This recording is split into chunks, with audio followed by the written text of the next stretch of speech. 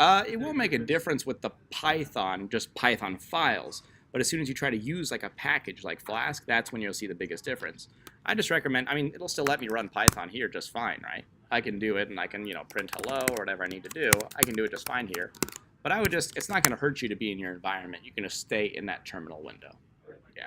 I mean, everything you'll be doing from here on out is going to be done pretty much in an environment, unless it's the MySQL stuff. If you exit out of this window and you open up terminal again, do you have to navigate back into this environment? Yeah, so that's an interesting question. How do I stop my environment and how can I start it again, right? How do you save your work? So the work is going to be separate than the environment. And that's the biggest kind of weird thing that it takes some people time to get used to. The environment, all that is a location. So let's say this is a representation of everything on my computer, right? So this is my hard drive.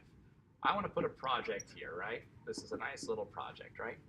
Normally when I run pip list, it's talking about, hey, what's installed in the normal location where all of your regular packages get installed, like your brew installs just in like user/bin or user/lib, right? That was this pip list.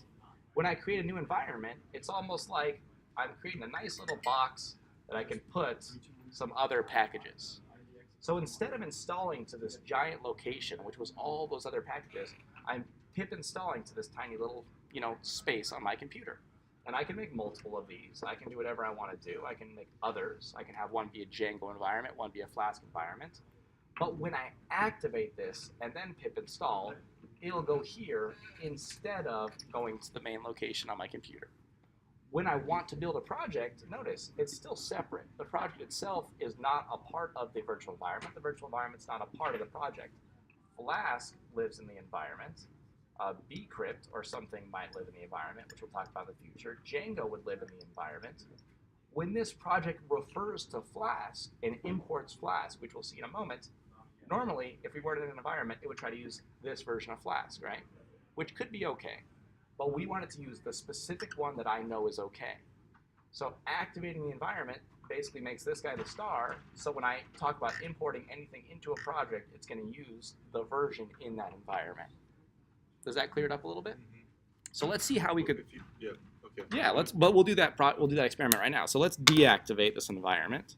And deactivation is literally just deactivate. So now we're deactivating. We can close the window, and it's completely done now. But in order to get back to it, you have two options. You can navigate all the way down to that activate file and run source on it again. Or if you know the directory, you know the path, you can just go all the way to it. Yeah, so you flask fun, flask n, bin, activate. And it'll just pick up right where you left off. Again, it's not the work, it's your installed packages. So all this does is now say, hey, when I'm going to build a Flask project, use these versions of these packages. But let's... Oh, sorry, go ahead. I was going to say, let's hop into Flask. The virtual environment takes a little bit of time to practice, but we want to kind of keep this short and sweet. What's that? So you don't have to run that source over again. You can go into the file that the activate exe is in and just do activate. You really still have to run source at the end of the day. Source runs the source code of this file. Oh, okay. Yeah, but I mean, you could get all the way in there and then run source activate, or if you know the absolute path, you can just type out the whole path and then activate. But source you need regardless of if you're there or if you're somewhere else completely. All right, so we've got our environment activated again, and we saw how to deactivate it, how to start it again. I did start recording. I'm sorry I didn't catch the first 5 minutes. But let's go ahead and hop into a Flask project. So let's cd to my desktop, Flask Fun. There's nothing in here, right? So I'm going to make a nice little directory for a project, a nice little folder that'll hold on to this specific project. So make dir, we'll call it hello Flask, and we'll cd into hello Flask. If you don't like navigating in the terminal, you're going to have to get used to it, unfortunately. A lot of the work we're going to be doing from here on out, I mean, you can sit there and try to poke and prod in the File Explorer. You're going to have a harder time doing that than just taking the day or two to really try to navigate around the terminal. All this is a text representation of your File Explorer, but the important thing is that you can run certain things through here that we can't access a GUI for. Certain applications only run on the command line. So part of Django will only be working on the command line. So you're going to have to get used to this part of it. ls, notice we're in this hello Flask, which is inside of Flask Fun. We have nothing here. I'm just going to make a nice little file. I'm going to say touch hello.py. I know, great name. And let's just open everything in my preferred text editor. So atom dot, it for me at least, just is a shortcut to open everything in its current directory within Atom, my editor. And so I have the Hello Flask folder that we made, and then this little Hello Pi. So now we're going to be building our first Flask application. This is just a Python file, just like the other Python files we've created. This has no relation to the virtual environment right now. This is just a completely separate Python file we're writing, just like you did yesterday.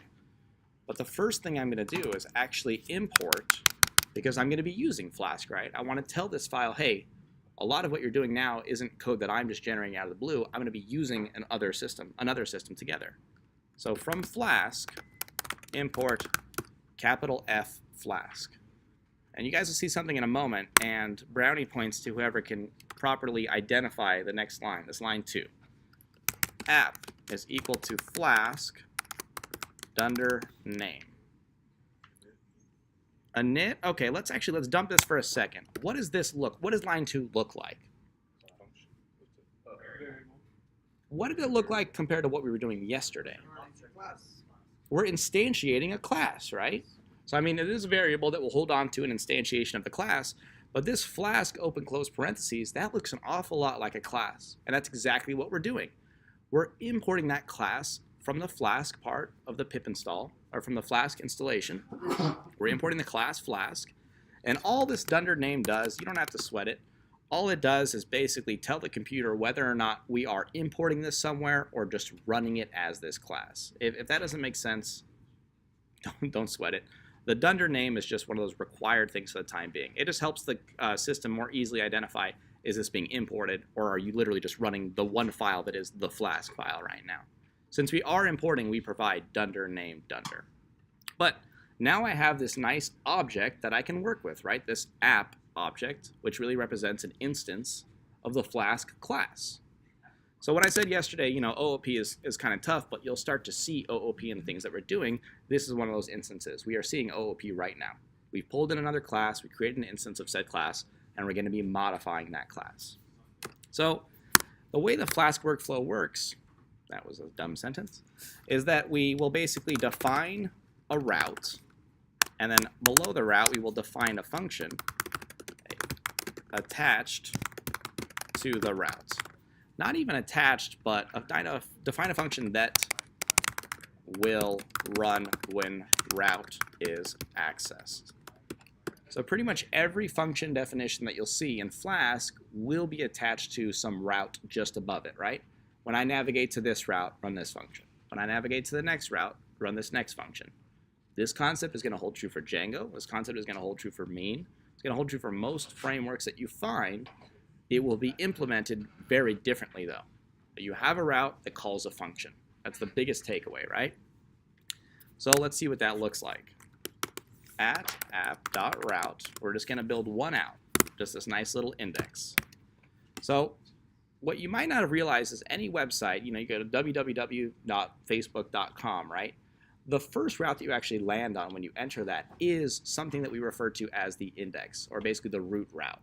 It's automatically going to navigate to a route that's represented by just this slash. And you'll see this in Mean and Django as well when we get into Django, when you get into Mean in the future. But we want to establish some location where the user can land just by typing in ourwebaddress.com, you know, or your IP address, and then that's it, right? We have to have a root route, otherwise they will literally see nothing. And then we're just going to attach one function to it, def hello. And we can call it whatever we want, but the standard for this would be index. What's that? Why did you get .app.route? Because you didn't import any app or something. Well, you told me that this was an instantiation of the Flask app, right? So I instantiated this Flask class and stored it in something called app. Now I'm taking that app and it looks like I'm changing one of its attributes, right? So this is actually working a little differently. This ampersand, that's what it's called, right? Ampersand, yeah. It functions as something called a decorator, and you'll see this in Python a little bit. It's almost like a wrapper. So I'm not actually accessing and changing an attribute. If you get into the real nitty-gritty, I'm not changing a route attribute. I'm basically sending through this nice little decorator method that takes whatever I put into this part of the method and then says, hey, we're going to have a route that is this URL. So the decorator does a little bit more functionality. It's a little outside the scope of this. But when you have some time, I highly suggest digging down, seeing what it does, because it is beneficial. But right now, you can consider that this is the syntax, regardless of if it's hello or party or, Lord of the Rings, whatever it might be. This is the syntax for how we will define a route on our system. Then we attach a method to it. Just by putting it underneath, this syntax is designed to wrap all the way around this index method so that it will then run properly. So I'm simply going to print hello everyone, and I'm going to return check it. So I'm just printing a statement and returning another string, right? Nothing fancy happening here. There's one last thing I need to do with my Flask app to actually get it to be complete, and then this will be your first actual web server. And the last thing is just calling on that object again, the app object that we pulled in on line 2, and just telling it to run. What's that? Oh, sorry. I was like, what's Phil's in? And I'll just tell my app to run, and then I'll set debug is equal to true, which will basically just give me some more verbose error messages if I do get errors. You always would set debug equal to false in production, right? We don't want the user to see why our system broke. We would give them a nicer reason than just, hey, this is our Flask error message. But for us, for all of our work in Flask, you'll be doing debug equals true. So, believe it or not, this is a complete web server within the Flask framework right now. So not too crazy when we understand the individual components, right? We defined a route, which is this line, and then we defined a function. Actually, I'll put that the other way around. This is our defining of a function, and this is our defining of a route. So one route per function is what you get in Flask. Do not try to write another function right underneath here without another route. 1 to 1. Cool? What's up, Brennan? No, sorry. Psh, come on, man. All right, so let's see what happens. Let's see how we run this, and let's see what happens when we do run it. We'll call Python, because at the end of the day, this is a Python file. We'll run it just like any other Python file, and we'll call the file we called Python hello py. So I get this weird little printout running on local 5000 or 127.0.0.1, which is the IP address for your local host, which is just a local version of the server running on your system.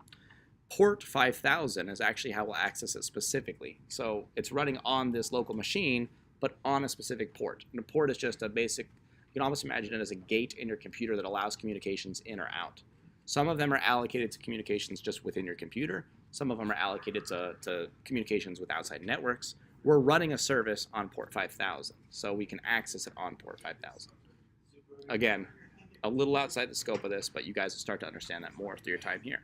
And they're saying it's got stats, and the debugger's active, and there's a debugger pin in case I wanted to look at like logs or something like that. But let's go ahead and see what happens when I navigate to this website. All right, let's check it out. 127.0.0.1. Notice port 5000, right? Check it. That is your first web server. You just created a web server. You just created a web server. No, you guys did it. You guys did it. So we have something coming back from our web server. I navigated to the index route, right? Even though this looks like a nice weird URL, at the end of the day, just like we said a moment ago, when you navigate to a website.com, you're going to hit that root route. You want to have something in place. Let's see what happens when I try to do something like this. The URL is not found on this server, right? I went to /hello. It doesn't exist. But if I dump that and just do the slash, I'm at the same exact location as not having a slash. That's just the default behavior, is that it's going to hit that root route. You want to have something there. So, all right, well, this is just an HTTP response, which isn't super useful, right? We're not doing anything with it. Let's see if we can do something a little weird. See if this works. So I changed it to an H1. I still returned an HTTP response, but instead of just returning a normal string, I returned a string that had some HTML tags. So this HTTP response returning with what looks like valid HTML will just run right there on your web browser. Why didn't it print hello everyone? Why didn't it print hello? So let's look at our console, because this is where you guys were looking for print statements in JavaScript, right? Where does it print? Where does it print it then? In our terminal. So again, the Python code is running on our machine right now. This terminal is now relegated to just running the server. So if you wanted to shut it down, you can, but as long as this server is up, this window will have to be up running this process. Basically, this keeps going. Your print statements will come through here. Your error statements will come through here. Sometimes you'll see errors on the front end too. Sometimes you'll see the HTML error out as well. But more often than not, every time you put a print statement in your web server within these frameworks, you'll see it here, not on the web, not on the actual web browser. So be aware, if you're looking for your print statements, where the heck are they? Check your terminal. They're there. Sorry, how did you get to find that in your terminal? Oh, I just, so I have in my function, I put a print hello everyone, and then I return another string, right? Yeah. I just went back to my terminal right there at the end. Every time I access this function or this route, it calls this function, right? Yeah. This function does two things. It prints something and it returns something, right? So every time I refresh the page, it should do that exact thing as well. I'll refresh 3 times, and I can look at my terminal. I see 3 more prints of hello everyone. So that function just kept running. When you refresh, it will just redo the most recent route and function that you did on the website. Sorry to explain it already, but in the app route, Yeah. and then the slash, Mm-hmm. is the slash like? That's just the root route. That's the symbol for the root route. Well, let's build another route, and it might become clear why we need to do that. Because when I tried to access /hello, it said, what are you talking about? Doesn't exist, right? We'll build one more route, and then we'll kind of talk about the problem with doing this and what I might want to do instead, right? So let's build another route. Let's make that def hello. Oops, a little too intense. There we go. What did I forget already? Right? I didn't define a URL for this function, so it's not going to work right now. Let's first build our route. If I can type properly. Add app route, and we said it was going to be the hello route, right? So /hello. Then we have this function hello, print, I am another route, trout. I am another, all right, we're doing it. I'm another trout. And then we're going to return something else. A file is probably what we want to return, right? I don't want to sit here and write my HTML just in one mega string. That makes no sense. I mean, you could if you want to, but don't do it. Just don't do that. We would want to serve up a file instead of just an HTML string as an HTTP response, right? So this gets into what the logic unit is doing, right? The web server got hit with a request. It then communicates with the logic unit about run this function or run that function. The function is run. Now we want to see what thing this logic unit needs to fetch, right? What we probably want to fetch is something we'll refer to as a template. So let's go ahead with Flask.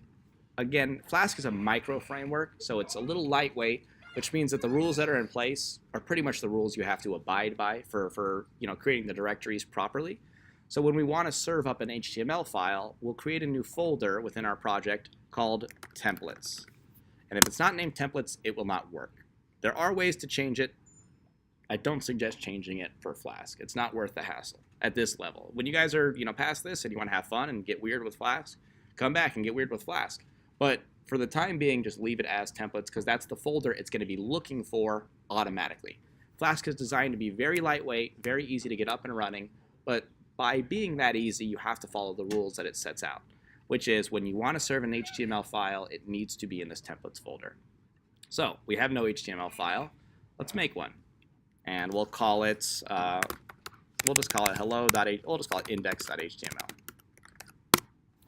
And let's just do a little HTML. This is my site. And what are we going to say to the user?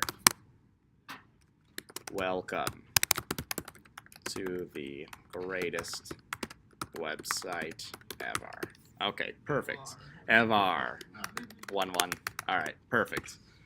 Jeez. All right, so we just have a simple HTML page, right? Nothing fancy going on, just an HTML page located in a templates directory, which is where it will need to be within Flask. So be aware, if it's not working, you probably spelled templates wrong. You should probably spell templates right. It's going to happen. Now, instead of returning just a string, I'm going to return a template.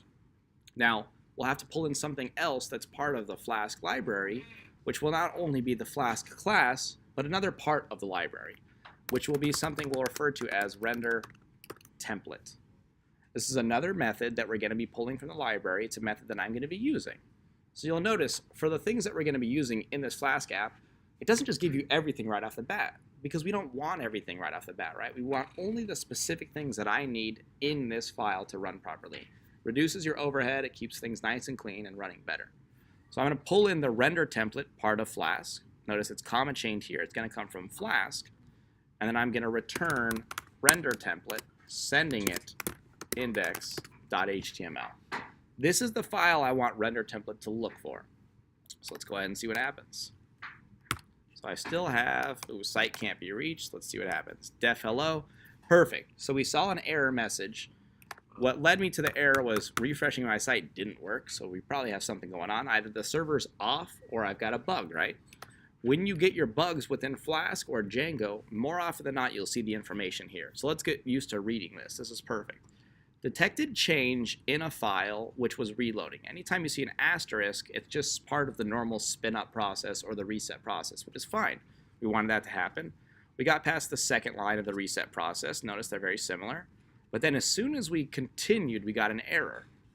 File hello pi has an error, which is my server file, on line 13. And it's saying this def hello has invalid syntax. We have a syntax error, which is why it broke before it even started to run. What's the error, guys? No colon, right? So when you get an error, it's extremely important to start to get good at reading these error messages and understanding what they mean. Again, in my mind, a good coder is not someone that writes perfect code. A good coder is someone that can fix broken code. If you can't fix your own broken code, you know, you're in a bad place, right? So fixing these bugs is going to be one of our, you know, the most important jobs that we're going to be doing over the next couple of weeks. You have to have the files, so your Python file and your HTML file, do they have to be in the same Yes, folders? directory, yes, yeah. So you can easily access For Flask, yeah. As we get into Django, you can start to do more things with the directories and have it come from elsewhere, but typically you're going to want your project all to be in one folder, and no matter what, it would be a directory inside of that folder. Yeah. Sorry, follow-up question to that then. So if you created a project here, Mm-hmm. it all has to be in templates, The HTML files have to be in templates. but not the Python file. Is it currently? Templates folder only contains the index.html. My hello pi just existed in my project folder. So those don't have to be in the same. No, you do not want to put your server inside of templates. Yeah. What if you have another project? It's still the HTML files still have to be in templates. You wouldn't put another project inside of this project folder. Hello Flask. Don't do that. Okay. Yeah. Alright. Yeah. I mean, you could, but it's gonna look for that templates folder, so you're not gonna get the right behavior. Okay. One project folder that holds onto your server, and then any other folders that you need for that specific project. Don't start mixing and matching. Okay. Yeah. So would you write all of your Python code in just that one file, or would For you Flask, yes. The vast majority of our Python code will just be in hello would you pi. start before you building? Would you just start with that? The hello pi? Yeah. Yeah, I That's personally. Like the first thing you would do That's before what you I start do. code? Okay. Yeah, it's for Flask. I definitely suggest building out your hello pi or your server.py or whatever you're calling app.py. Building that out first. Don't call it app.py. Server.py. Building that first, and then building your templates. Just because I think it's a better workflow. In Django, it's a little bit more up to you guys. If you want to start with all your templates first and then get into your models or your database or something like that, you can. That's when workflow becomes extremely important. I personally prefer the back end. So I do my database before anything else. Once I've done my database, I go back to my server or what would be my functions, start writing out my functions. Only then do I start attaching HTML pages, but mine look bogus because I don't care about style. But as soon as that point, as soon as I get to that point, then I start building out the user interface. Some people go about it the complete opposite direction. They'll build out some nice HTML pages, then they'll make their URLs, then they'll attach the functions to said URLs, and then they'll get to their database. Those people are crazy. No, once we get into Django, you have a bit more control over how you want to go about building this and your workflow, and it's a much bigger system, so it makes more sense to have different approaches. Flask, I highly suggest just doing it this way, and as you need an HTML file, just make one in your templates folder. Brendan? Yeah, the render underscore template, is that like, I noticed it's on the top as well as with the. Yeah. What does that do exactly? So it's part of the Flask library that we're pulling in. Part of that Flask package we installed, we have to import it in order to use it, just like we had to import the Flask class in order to use it. So right now, if I try to refresh, it's not going to work and it's gonna, oh, we still didn't fix the hello because I'm dumb. Oh, we fixed it, save it. Let's shut down our server again. And that's actually off, and let's start it again. So it's okay, the server ran, it started, but let's see what happens when I try to navigate to /hello. So hey works, it should still, we're not rendering anything. But hello, so check it out. So this is a case where we actually do get an error on the HTML. I'm not getting away from your question, I'm trying to explain further what's happening. Global name render template is not defined. So getting good at reading this is a challenge. So just be aware that this can be tedious, but it's part of debugging, right? You're gonna get this nice ugly screen that tells you you got errors, what the heck did you do? We have this type of error, a name error happening. It'll tell you the reason it happened. More often than not, it's pretty accurate. Render template is not defined. And if we look toward the bottom of this stack trace, which is what this is, all of these methods ran in turn, which I didn't write any of these things, right? Look for the first line of code that you actually wrote. And usually toward the bottom of the stack trace because it's something that you wrote that broke.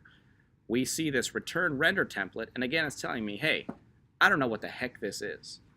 Render template is a method that just allows us to basically send a reference to a file as an argument, as well as some potential data. We can send some data as well through it if we need it. But more often than not, it's just the HTML file name, and then render template basically takes that as an argument, tries to fetch that file wherever it exists, takes that file, packages it up in a response, and returns it to the user. But we have to import it in order to use it.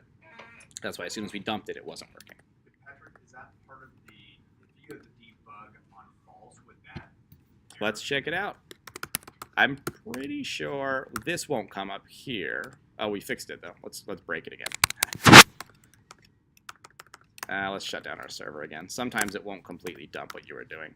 We get an internal server error. Yeah, which this is what you'd want in production, right? We don't want to tell the user that we goofed up on this specific thing. It just looks, it's embarrassing.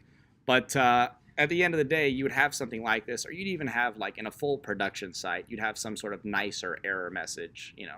I always make fun of startups because it's always like, you know, it's always like the nicest error message in the world. It's like, excuse our dust, you know, while we change the world. No, it just, but you would have a system in place as well at a full production site that already handles errors and does another template instead, some sort of base, you know, error template sort of thing. But yeah, debug equals false will produce this instead of our verbose error, which is why we set it to true so we can see exactly what happened, you know. But notice, let's see, if we refresh a couple times, we'll see this request made a couple of times, and it'll still tell us locally, or it'll still tell us here what's happening. Actually, let's test that. Let's clear, and then let's refresh. Let's start the server again, and then let's see if we get any. So it's running, and it's going to tell me right off the bat that there is that error, because it's just tried to redo that request. So even with debug false, you'll still get your error messages on the command prompt or on the terminal on the process that's running, which you won't get it on the user side. You won't get it on the client side. So let's just wrap it up a little bit. Debug equals true. Did that answer your question, David, and your question, Brennan? Yeah, no, Perfect. Just Perfect. gotta match, have it up at the top. Exactly. We got to pull it That's what I in. was thinking, I was just having- Yeah.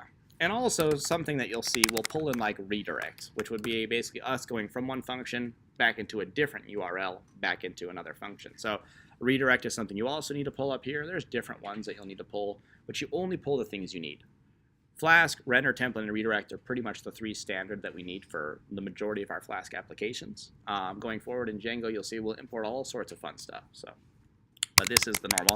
Then you'll see that in Mean. You'll see that there too. We still pull in other modules and packages. So cool. So we have a working server that is kind of dumb, but you know, it's the first one. So hey, it'll get better. And we have our index route again, which when I navigate to index, it's the same as that slash. It is that slash route. That slash route is attached to a function index that prints something on my terminal, hello everyone, and then returns a little HTML snippet, right? And it works just fine as HTML. Then I have another route, slash hello, that calls this function. Doesn't have to be named the same thing. Notice this is not index for sure, but I can call them the same thing if I'd like. And then this prints, I'm another trout. So let's go there. I forgot to see that print statement there. I'm kind of bummed. Why do we still have an internal server error? All right, so sometimes Flask won't dump certain things. So if that's happening, Control-C will kill your Flask app. Then we can start it again. And then now we should be okay to see this. And let's just see that print statement because I want to laugh. I am another trout, right? And then we have this HTML page being loaded. So again, what happened was that render template, at the end, we return whatever the function render template does, right? That goes and fetches index.html, packages it up, and that's what we return to the user. So all we're doing right now in Flask essentially is you're creating the ability to have those different slashes. So like slash images, slash video, slash this. Yep.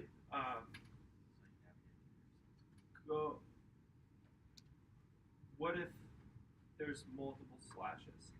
If that makes sense. So if you Yeah. like, went from image to something deeper, does it look different, or do you just have it as an additional one here? And then So you instead of guys- slash hello, you call it slash hello slash this. You guys will see that today. Yeah, yeah. I'm not going to show you everything. Again, this is intentionally going to be a little sparse just to get you used to URL function, URL function. There's all sorts of other little fun things that we can do, and you will see something that's like that today. Yeah, you'll see how we can reuse routes in different ways, things like that.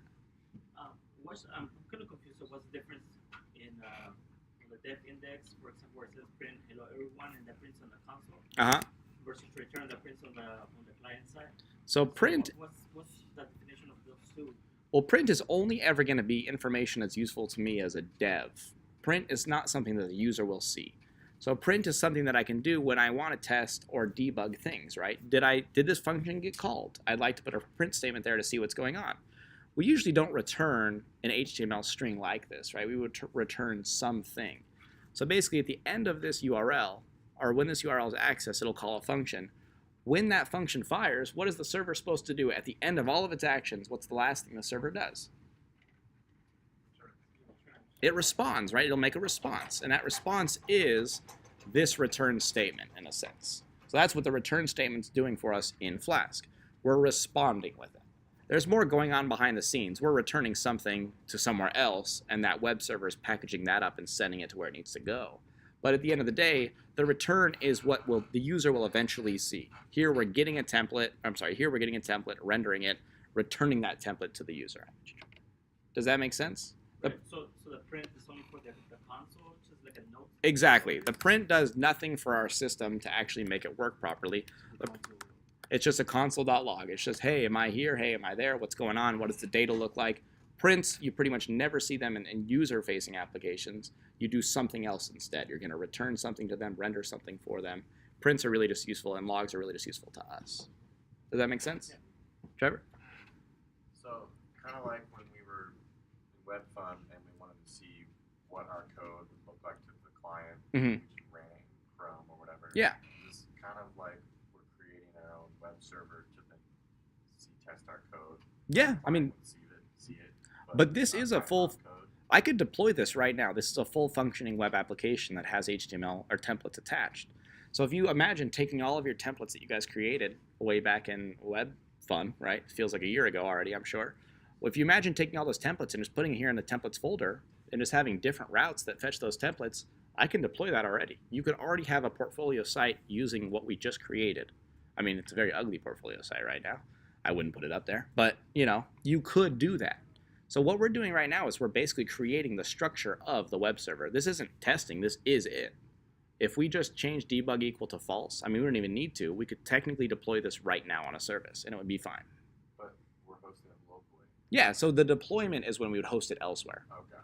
Yeah, it will still run the same way. All that deployed service has to do is just keep our app running. But this, as a complete package right now, is ready to go.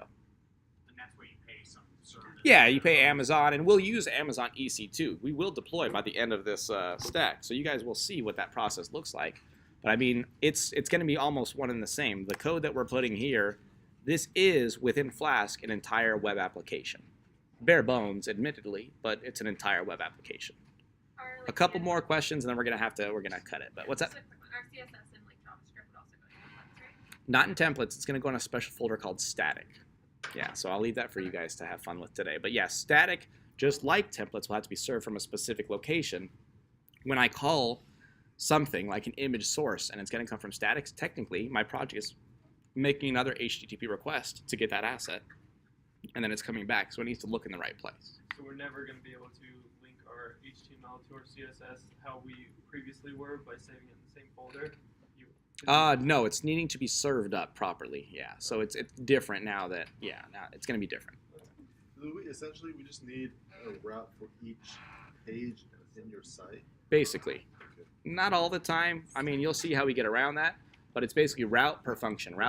But as you can see, something like Facebook, I don't want to make a route for every user on Facebook. I have to make 1 billion routes. So there are ways to reuse routes with variables. Yeah. So imagine if I had like user/10 and user/20. Those shouldn't be different routes. There should just be users/variable value, and then something else will happen. Exactly. But I'm going to leave that up to you guys. So I'm not trying to be mean, but trust me, the best way to wrangle it is just to consider route function. Make sure you run it, and you guys will be able to jump right into Flask today and get some fun stuff going. So even if you're still in the OOP section, if you're still struggling with OOP, that's okay. I'd like for everyone to at least by this afternoon have gotten into Flask, have spun up a Hello Flask application, and get started with Flask today. So if that means you have to skip a couple of the OOP lessons for the time being, I understand that. But Flask, it's going to be important to see how the systems start to work, because on Monday we're already switching gears again. But I put the rest of the schedule up for the next 2 weeks. Yeah, I know, right? It's like you're 80% there, and then boom, new thing. Boom. Yeah, get used to it. That's the only thing. I mean, that feeling of uncertainty, it's going to be here for the rest of the dojo. But trust me, after you get past Python, you guys will start to be more accustomed to that. You'll start to be able to, understand this new stuff easier because you've already seen it. This one's the hardest. But yeah, get into Flask today, please. We'll do Flask today and tomorrow. Monday will be MySQL for the next 3 days, and then it's Django on Thursday, Friday, and then the rest of Python stack will be Django. Yeah, but if it's on Mattermost, yeah, I'll pin it up there as well. Yeah. Everyone has access to the Google Doc, right? Apart from like a couple. I'll put it up there. I'll pin it today. Everyone is on Mattermost, right?